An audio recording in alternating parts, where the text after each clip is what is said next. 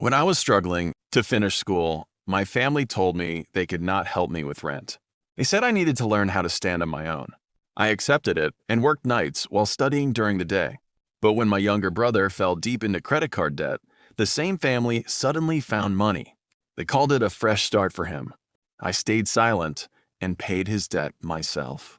Then I took a remote job, disappeared from their lives, and spent years building something nobody knew about.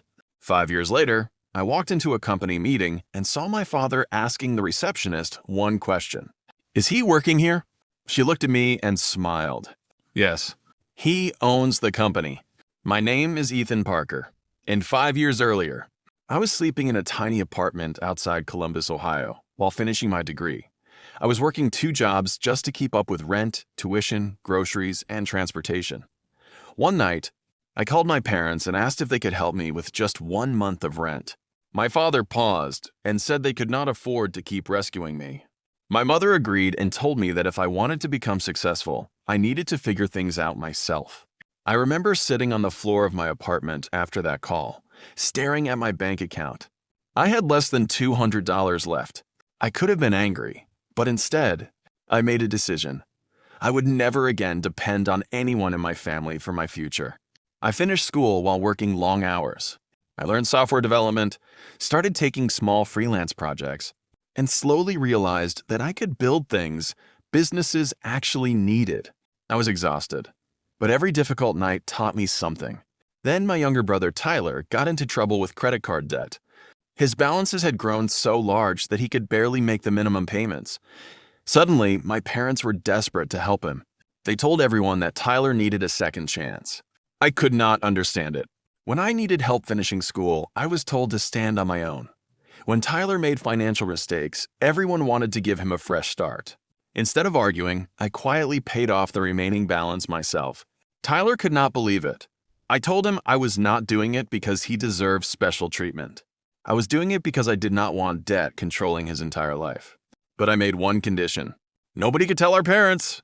After graduation, I accepted a remote position with a small technology company. I worked from my apartment, almost saved everything I earned, and began building my own software product at night. For almost 3 years, nobody in my family knew what I was doing. They assumed I had an ordinary remote job. Then my software started growing. Small companies began using it. Then larger companies contacted me. I hired 2 people, then 5. Eventually, I created a real business. I changed my phone number and stopped attending family arguments. I did not disappear because I hated them. I disappeared because I needed peace.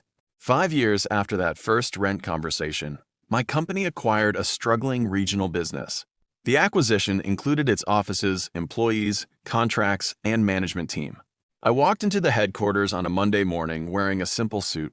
The receptionist looked at her screen and said, "Good morning, Mr. Parker. The executives are waiting for you."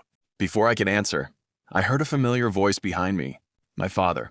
He was standing beside my mother. They were there because the company had become one of our new partners.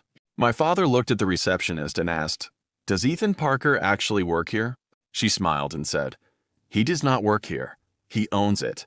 My father's face changed. He looked at me and suddenly understood why I had stopped answering his calls.